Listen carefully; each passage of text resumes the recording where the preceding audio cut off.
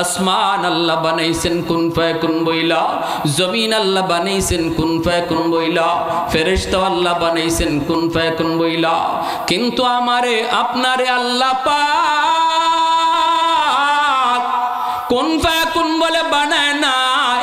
আল্লাহ বলে খালাকতু বিয়াদাইয়া, এই মানুষকে আমি আল্লাহ আমার কুদরতি হাত দিয়া বানাইছি। কারণ এই চেহারার মধ্যে এত দামি কপাল, এই কপালটা আমার কুদরতি কদমে সেজদায় ঝুঁকাবে। এই কপালটার বড় দাম। এই কপাল ফেরেশতাদের হাতে বানাইলেও হয় না, এই কপাল কুন ফায়াকুন বললেও হয় না। এই কপাল আমি আল্লাহ নিজের হাত দিয়া বানাইছি। আমার বান্দা হয়তো এখন বুঝে না, শয়তানের ধোঁকায় পড়ে মসজিদে গেল না, শয়তানের ধোঁকায় পড়ে বাপ মার সাথে বেয়াদবি করলো, আমি আল্লাহকে নারাজ করে ফেললো। কিন্তু হতে পারে কোথাও কোনো এক মাহফিলে বসে দিলটা নরম হয়ে গেল, চোখের সামনে তার বন্ধুকে আমি আল্লাহ কবরে শোয়া দিলাম, চোখের সামনে তার খেলার সাথী কবরে শুয়ে রইল। কথাগুলি শোনার পর কোথায় কোন জায়গায় আমার কোন বান্দা জানি তওবা করে, তওবা করার সাথে সাথে আমি আল্লাহ তার পিছনের জীবনের সব গুনাহ খাতা মাফ করে দিব। আত্তাইবু মিনাদ যামবি কামাল্লা যামবালা। আল্লাহ নবী কই তওবাকারীর তওবাকে আল্লাহ পাক এমন ভাবে কবুল করে যুবক যেন তার আমলনামায় কোনো গুনাহ আল্লাহ রাখে না, কোনো গুনাহ রাখে না। 70-80 বছর পর্যন্ত যদি বেনামাজি নামাজ না পড়ে চলে, কিন্তু মৌতের আগে আগে যদি কোনো এক সময় দিল থেকে তওবা করে কই মালিক ভুল করে ফেলেছি, অন্যায় করে ফেলেছি, শয়তানের ধোঁকায় পড়ে বহু গুনাহ করে ফেলেছি, আল্লাহ কই বান্দা তোমার চোখের পানি নাকের ডগায় আসার আগে আগে আমি আল্লাহ জিন্দেগীর সব গুনাহ মাফ করে দেই। কারণ আমি আল্লাহর নাম হলো গফুর, আমি আল্লাহর নাম হলো গাফির, আমি আল্লাহর নাম হলো গফফার। যত বড় যত বেশি গুনাহ হোক না কেন আল্লাহ তার গফফার নামের উসিলায় সব মাফ করে দেয়। এজন্য আল্লাহ পাক জমিনকে থামায় দেয়, আসমানকে আল্লাহ থামায় দেয়, ফেরেশতাকে আল্লাহ থামায় দেয়, সাগর মহাসাগরকে আল্লাহ থামায় দেয়। সাবধান আমার বান্দা বান্দির মাঝখানে তোমরা কেউ নাক গলাতে আসবা না। আমি আল্লাহ দেখতেছি আর অপেক্ষায় আছি আমার বান্দা কখন কোন জায়গায় জানি তওবা করে বসে, সাথে সাথে আমি তার তওবার কবুল করার জন্য অপেক্ষায় বসা। এজন্য বলুন তো ভাইরা, আজকে আমি আপনি হয়তো আসার আগে গুনাহগারের খাতায় নাম ছিল, এখন যদি খাঁটি দিলে তওবা করি বলি মালিক জানি না আজ রাত আমার জীবনের শেষ রাত কিনা, মালিক আর জীবনে নামাজ ছাড়বো না, মা বাবারে আর জীবনে কষ্ট দিব না। এতটুকু কথা আমি বলবো, আমার পাশের জনের শুনবে না, মেম্বারের কাছে যাইও বলতে হবে না, মসজিদের ইমামের হাত ধরেও বলতে হবে না, দিলে দিলে শুধু কথাটা আমি বলবো, শুনবেন কে? একটু জোরে আওয়াজ দিয়ে বলেন কে? আল্লাহু আলিমুম বিযাতিস সুদূর।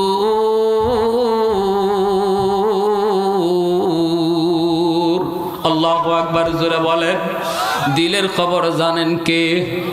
আর একটু জোরে বলেন কে? এজন্যই ভাইরা বন্ধুরা, ওই কাঠ, যেই কাঠের মধ্যে ঋণের টাকা ঢুকাইলো, মনে আছে আপনাদের?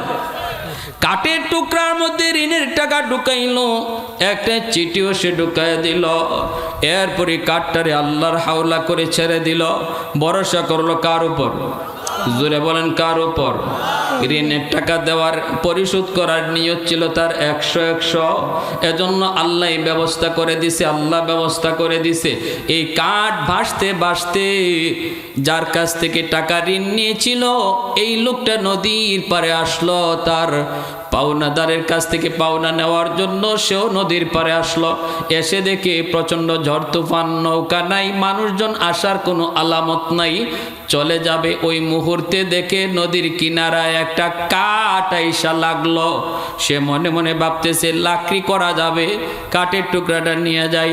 এই মনে করে কাঠের টুকরাটারে নিয়ে গেল। বিবিকে নিয়ে লাকড়ি ফাড়ার জন্য যখন মাঝখান দিয়ে কূপ দিল, আলাদা করলো।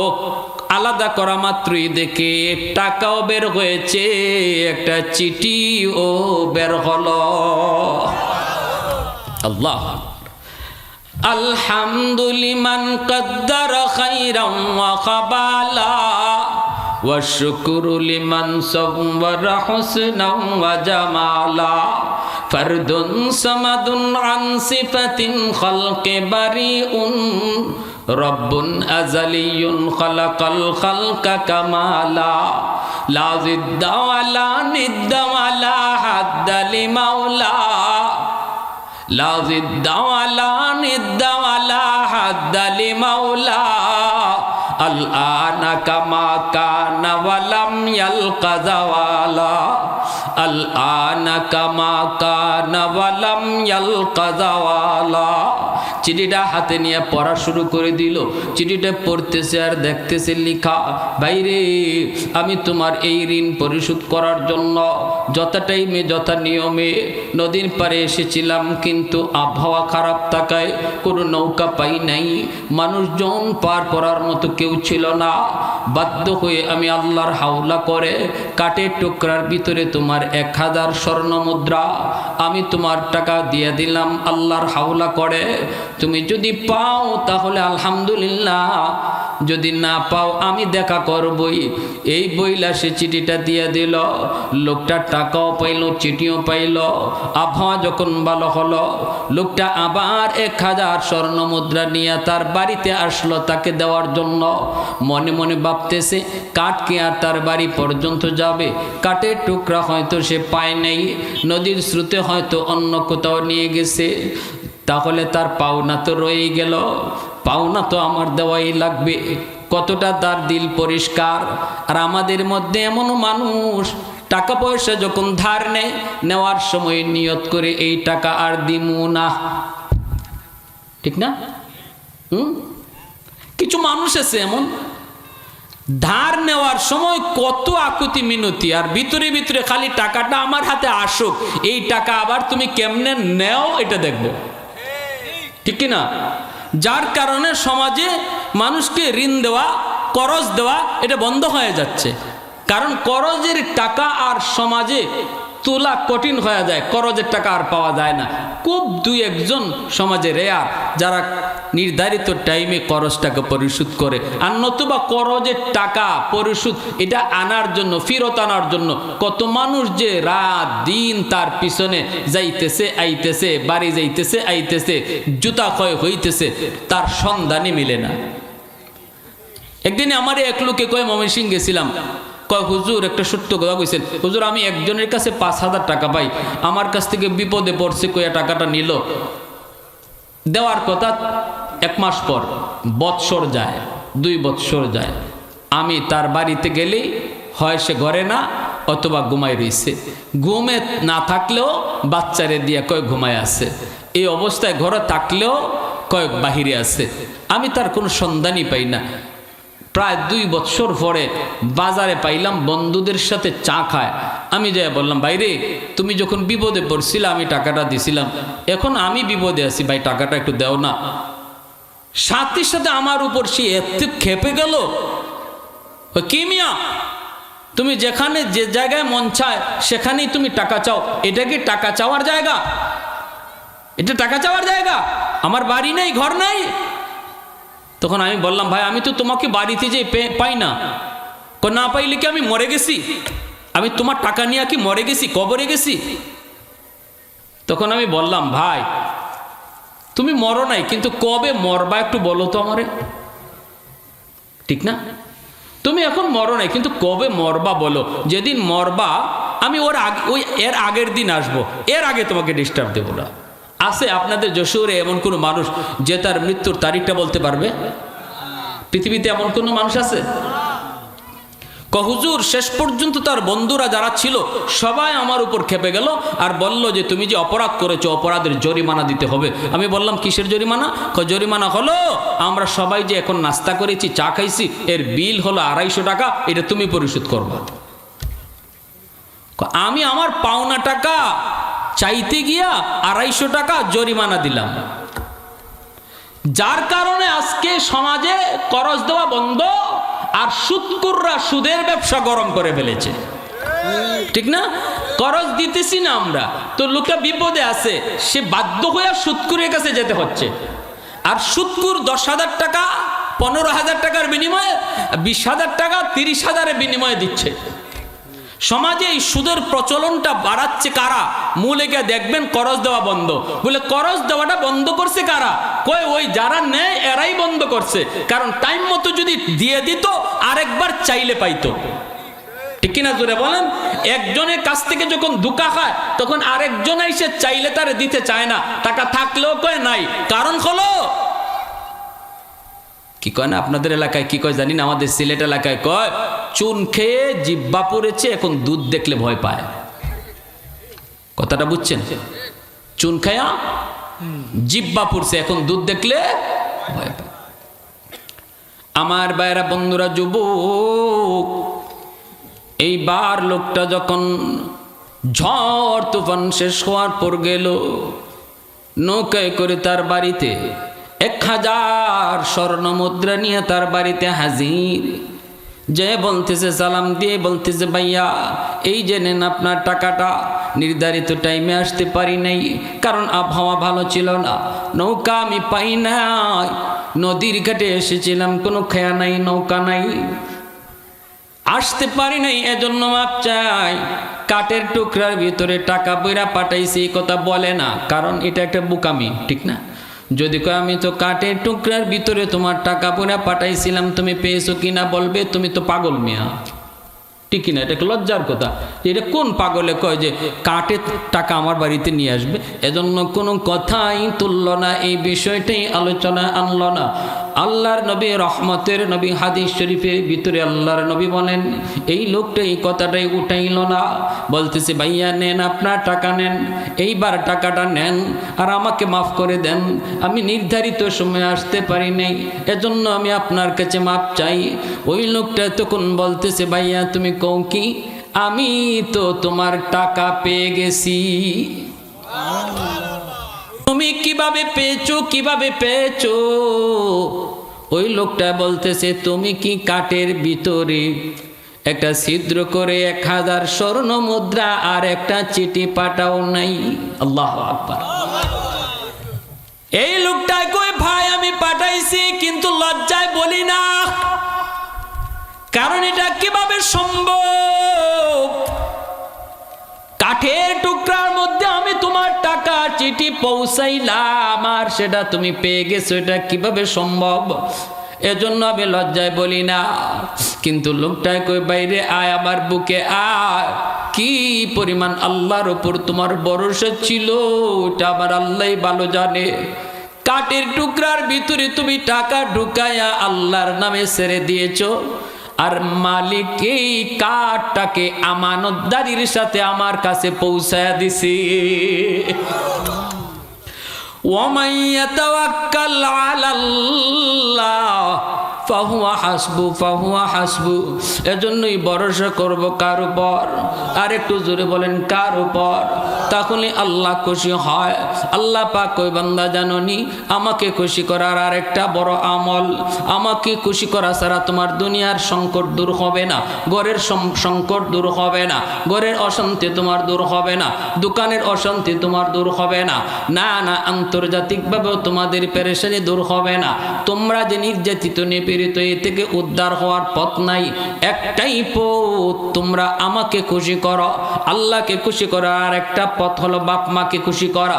আল্লাহ বলেন বন্ধু আমার তুমি জানায় দাও রেদার রাব্বি ফি রেদাল ওয়ালিদাইন, যেই সন্তান তার মাকে তার বাবাকে রাজি করে, মাকে বাবাকে খুশি করে, আমি আল্লাহ তার উপর খুশি হয়ে যাই, আমি আল্লাহ তার উপর রাজি হয়ে যাই।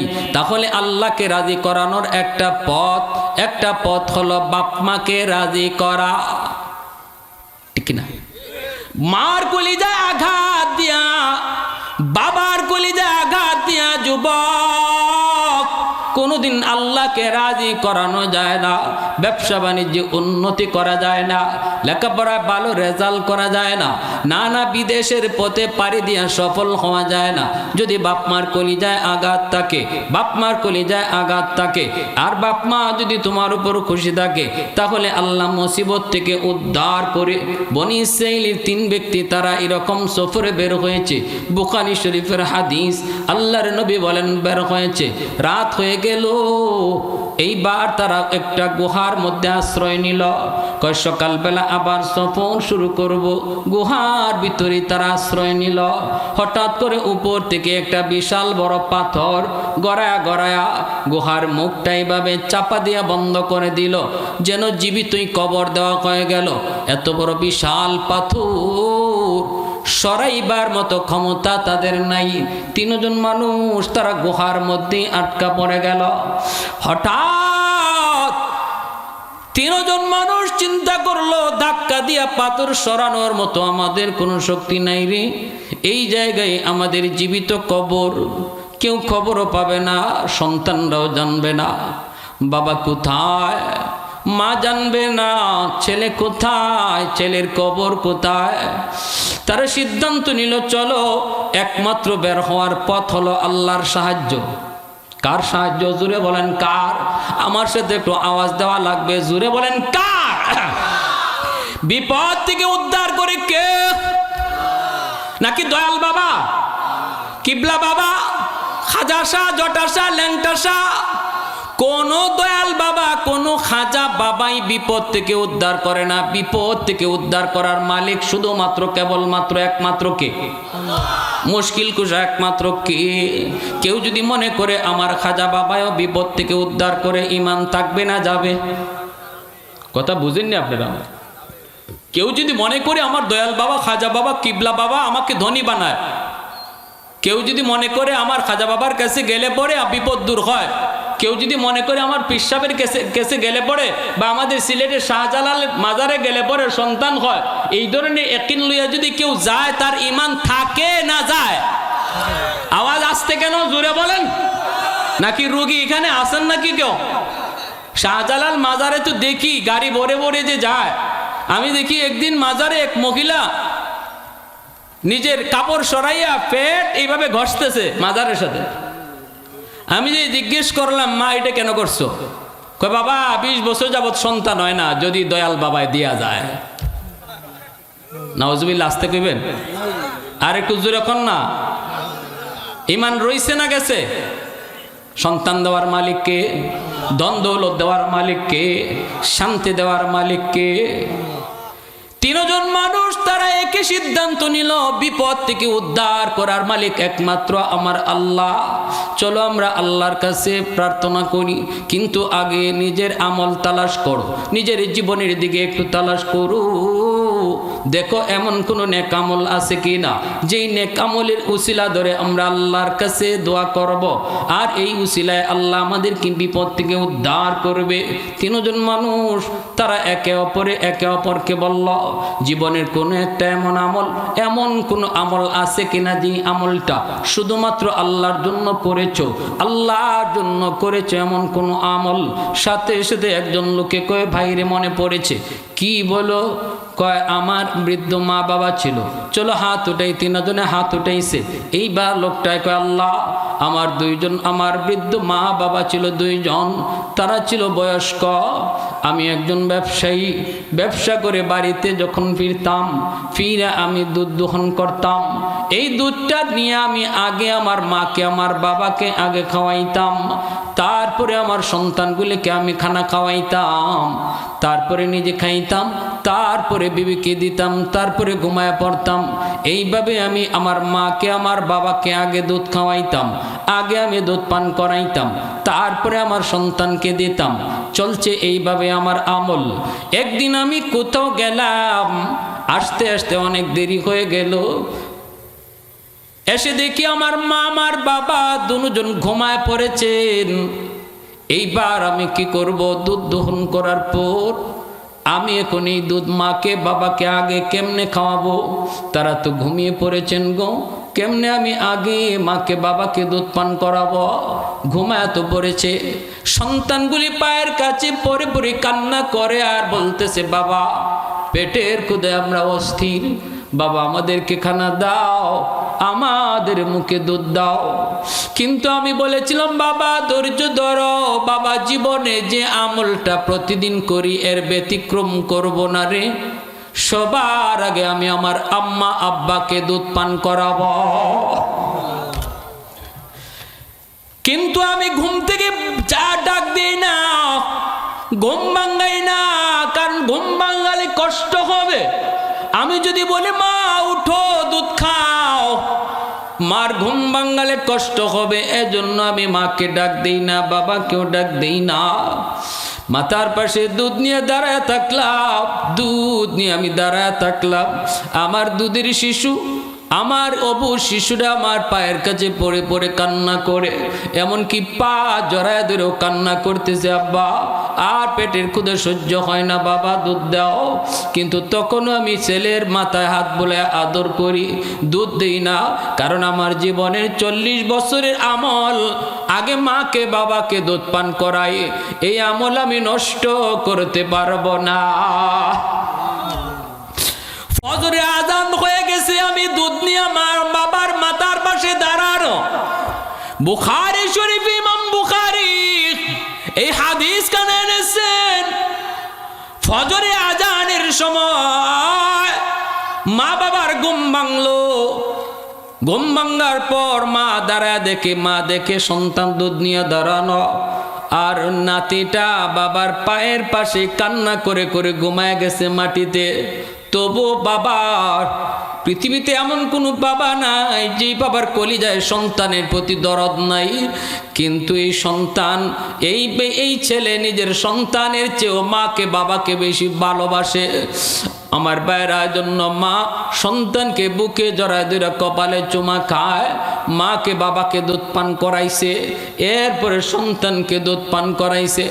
ওই লোকটাই গুহার ভিতরে পড়ে আল্লাহর কাছে কান্না করে আর বলতেছে, মালিক আমার ওই দিনের আমলটা যদি তোমাকে শুধু রাজি করার জন্য হয়, শুধুমাত্র তোমাকে খুশি করার জন্য যদি আমি ওই আমলটা করে থাকি, আল্লাহ এই উসিলায় আজকে বিপদ থেকে উদ্ধার করো।